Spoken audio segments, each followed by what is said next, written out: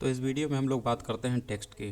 तो HTML element के inner HTML यानी कंटेंट पर जो टेक्स्ट होता है उसको कैसे हम CSS अप्लाई करते हैं, तो इसी को इस लेक्चर में देखते हैं। तो सबसे पहले आप टेक्स्ट का कलर कैसे बदलते हैं, तो इसके लिए हम लोग कलर प्रॉपर्टी का इस्तेमाल करते हैं और इसकी वैल्यू के रूप में प्री डिफाइंड जो कलर होते हैं जैसे रेड, ग्रीन, ब्लू, येलो, ये सब हो गया, ऐसे देते हैं। हेक्स वैल्यू के रूप में आप दे सकते हैं। इसमें आपको हैश सिंबल और उसके बाद आपको A से F तक का पेयर में नंबर या फिर 0 से 99 के बीच पेयर में नंबर दे सकते हैं।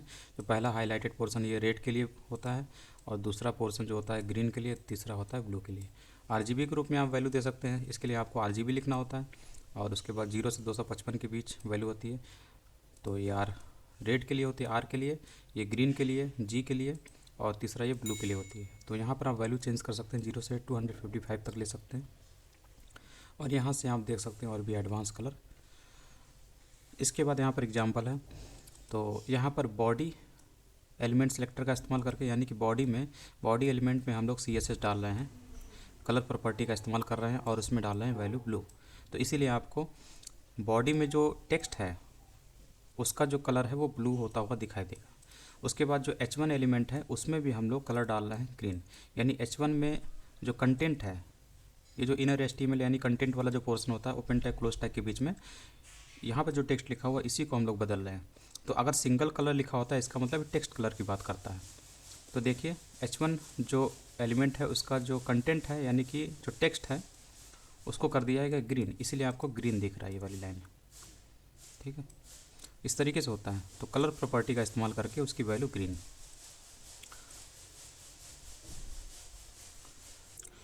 इसके बाद हम लोग बात करते हैं बैकग्राउंड कलर की भी। तो जो टेक्स्ट होता है, टेक्स्ट के साथ साथ एलिमेंट का जो बैकग्राउंड कलर होता है वो भी हम लोग बदल सकते हैं।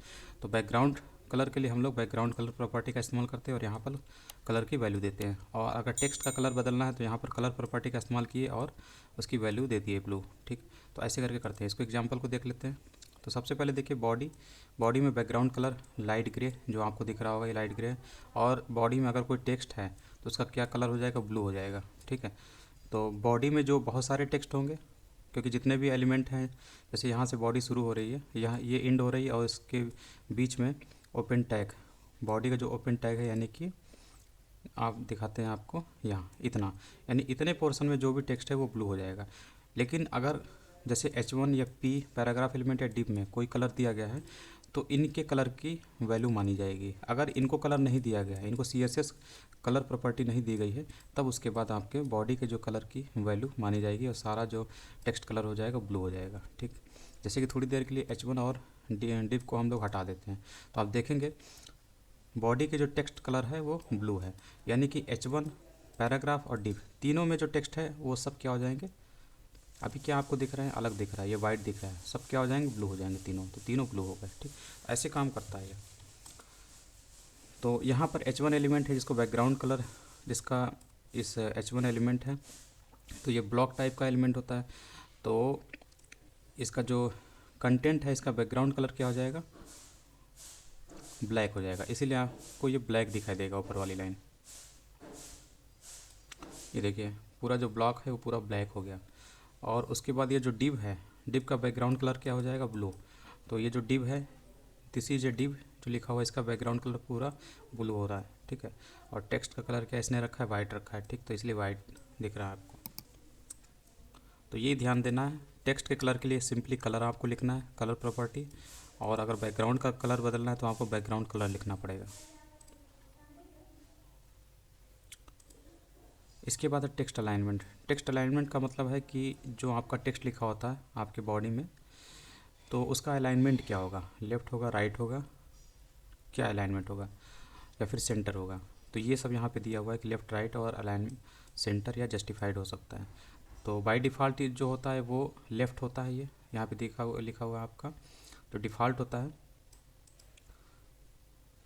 Left alignment is default if the text direction is left to right. अगर टेक्स्ट डायरेक्शन लेफ्ट से राइट की ओर है तो डिफ़ॉल्ट जो होता है लेफ्ट अलाइनमेंट होता है, मतलब कोई भी टेक्स्ट एलिमेंट के लेफ्ट से शुरू होता है। जैसे इस एग्जांपल में समझते हैं, आपका जो H1 एलिमेंट है उसमें कौन सी CSS डाली गई है, यानी टेक्स्ट अलाइन प्रॉपर्टी का इस्तेमाल किया गया है और इसकी वैल्यू है सेंटर।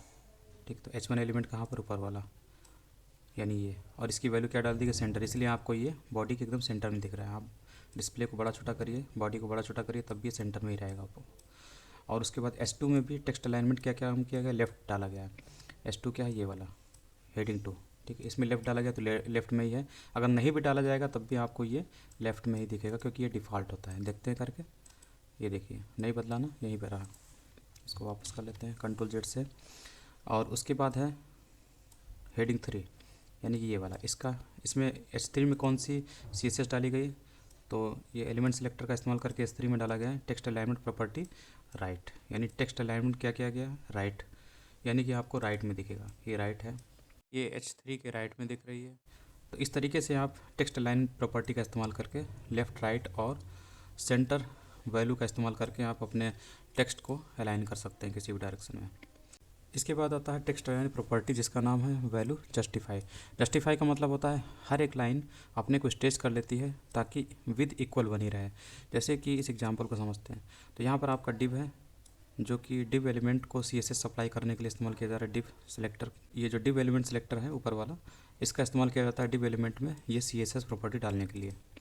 तो इसी में एक प्रॉपर्टी टेक्स्ट अलाइन जस्टिफाई, इसका मतलब होता है कि आपका जो भी टेक्स्ट है ये, ठीक, इसकी विद इक्वल हो जाती है। जैसे कि यहाँ पर आपकी इसकी विद अलग दिख रही है और इसकी विद देखिए अलग दिख रही है, थोड़ी सी इससे छोटी है इस वाले से, और इन दोनों से जो विद बड़ी है वो इसकी है, ठीक है। तो सबका इक्वल है, थोड़ा थोड़ा ये जो गैप है वो छूट रहा है, ठीक है।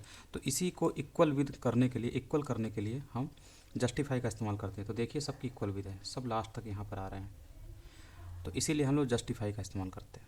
Equal with for each line, हर एक लाइन की जो विद होती है इक्वल हो जाती है। और इसका इस्तेमाल ज़्यादातर मैगजीन्स और न्यूज़पेपर की जो कटिंग होती है वहाँ पर आपने देखा होगा। इसके बाद आता है text align last. Text align last property specifies how to align the last line of a text. Text की जो अंतिम लाइन होती है उसको कैसे अलाइन करना है, उसके लिए आप लोग टेक्स्ट अलाइन लास्ट प्रॉपर्टी का इस्तेमाल करते हैं। और इसमें भी राइट, सेंटर और जस्टिफाई वैल्यू होती हैं। तो लास्ट लाइन जैसे आप देखिए, तो ये P.A, तो ये क्या है, ये आपका क्लास सिलेक्टर है, यानी कि ऐसा पैराग्राफ एलिमेंट जिसका क्लास क्या है, ए है, ठीक है। तो उसमें आपको ऐसा पैराग्राफ एलिमेंट जिसका क्लास ए है उसमें आपको ये CSS सप्लाई करना है, जिसमें टेक्स्ट अलाइन लास्ट राइट। तो ये है, ये वाला है पैराग्राफ जिसका क्लास ए है। तो इसी में जो टेक्स्ट आपका दिया है, इसी की जो लास्ट लाइन है, उस लास्ट लाइन में आपको कैसे अलाइन करना है, राइट की ओर अलाइन करना है। तो ये देखिए, ये जो लास्ट लाइन है वो कैसी हो रही है, यहाँ पे देखिए लास्ट लाइन जो है वो राइट की ओर शिफ्ट हो गई है इसकी वजह से। और वही अगर आप दूसरा पैराग्राफ एलिमेंट देखेंगे जिसका क्लास बी है, उसमें आपको ये नीचे वाला, ये वाला जिसका क्लास बी है, और यहाँ पर इसके जो लास्ट लाइन होगी वो कैसे अलाइन होगी, सेंटर में। तो ये देखिए लास्ट लाइन सेंटर में आ रही है, ठीक। थोड़ा सा इसका छोटा करिए तो देखिए और भी जो लाइनें आ रही हैं लास्ट लाइन वो सेंटर में आ रही है, ठीक। थोड़ा सा बड़ा करते हैं तो जो बचा हुआ है, जो भी चीज़ है वो लास्ट वाली लाइन जो है वो सेंटर में ही आ रही है। तो ये फ़ायदा होता है। और जस्टिफाई का मतलब तो आपको पता ही है, इक्वल विद हो जाती है लास्ट लाइन वाली की, ठीक। जैसे हम लोग अगर इसको छोटा करते हैं तो देखिए अभी तक तो ये नॉर्मल यहाँ से यहाँ चल रहा था, ठीक। लेकिन जैसे जस्टिफाई हुआ तो लास्ट वाली लाइन में क्या होती है, इक्वल विद होती है। तो इक्वल विद हो गई यहाँ पर, इसने पूरा कवर कर लिया, ठीक। और इसके बाद है टेक्स्ट डायरेक्शन, यानी जो टेक्स्ट का डायरेक्शन बाय डिफ़ॉल्ट आपका लेफ़्ट टू राइट होता है, इसके ज़रिए आप टेक्स्ट डायरेक्शन बदल सकते हैं। आरटीएल का मतलब होता है राइट टू लेफ़्ट, यानी कि जो भी टेक्स्ट लिखा होगा राइट से लेफ़्ट की ओर लिखा होगा। जैसे कि यहाँ पर देखिए ये नॉर्मल टेक्स्ट है, नॉर्मल डायरेक्शन, लेकिन राइट टू लेफ़्ट इसे लिख दिया गया है। तो ये देखिए लिखा हुआ, ये जो दिस है इसको लिखा गया यहाँ पर पहले, इज यहाँ पे लिखा गया, फिर ये लिखा गया है राइट, ठीक है। तो इस तरीके से ये होता है आरटीएल राइट टू लेफ़्ट, यानी कि राइट टू लेफ़्ट ये करेगा। और यहाँ पर आपको यूनिकोड BD और वीडियो ओवरराइड भी आपको इस्तेमाल करना पड़ेगा।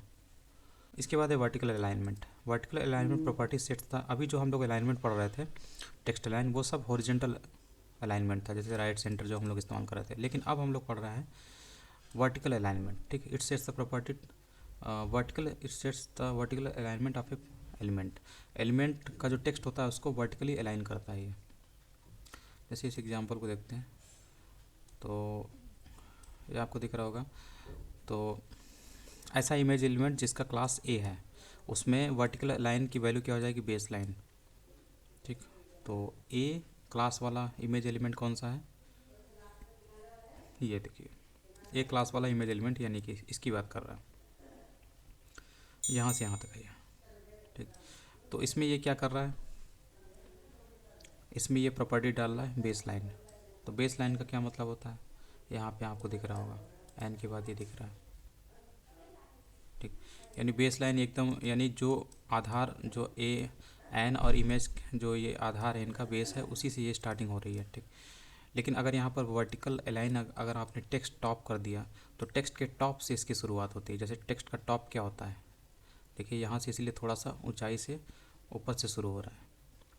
तो ऐसे ही ये वर्टिकल अलाइन अगर आपने टेक्स्ट बॉटम कर दिया तो जो टेक्स्ट होते हैं नॉर्मल टेक्स्ट, उनके बॉटम से इसकी शुरुआत होती है। तो ये आपका टेक्स्ट बॉटम, ये नीचे से इमेज शुरू हो रही है, टेक्स्ट के बेस से नीचे, इन टेक्स्ट के बॉटम से शुरू हो रही है।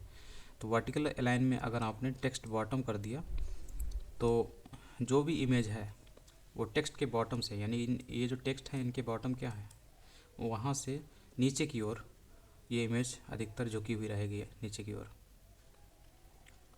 और उसके बाद ये सब है, सबस्क्रिप्ट और सुपर स्क्रिप्ट आपने पढ़ा होगा। तो ये सब जो होता है वो थोड़ा सा नीचे की ओर होता है, लेकिन बॉटम से जस्ट ऊपर ही होता है। और सुपर स्क्रिप्ट तो आपने पढ़ा होगा, जैसे कि हम लोग फार्मूला पढ़ते हैं तो सब स्क्रिप्ट सुपर स्क्रिप्ट का इस्तेमाल हम लोगों ने जो केमिस्ट्री वाले फार्मूले होते हैं उनमें भी देखा होगा। जैसे H2O है या H2SO4 है, तो जो H2 है, जो 2 है वो नीचे की ओर लिखा हुआ, तो उसको हम बोलेंगे सब स्क्रिप्ट। ठीक है, और जो ऊपर की ओर होता है O4, H2SO4, O4, जो 4 लिखा होता है वो ऊपर की ओर से सुपर स्क्रिप्ट बोलते हैं, इसलिए यहाँ पे सुपर लिखा हुआ है। तो ये उसी से संबंधित है, सब स्क्रिप्ट सुपर स्क्रिप्ट से। तो उसी हिसाब से जो हमारी इमेज है वो भी ऊपर नीचे थोड़ा थोड़ा आपको दिख रही होगी। तो ये इनका बारीक अंतर है, सब super, text bottom, text top और बेस लाइन का। तो इनको आप जब प्रैक्टिस करेंगे तभी आपको समझ में आएगा ये। इसके बाद अगले लेक्चर में बात करते हैं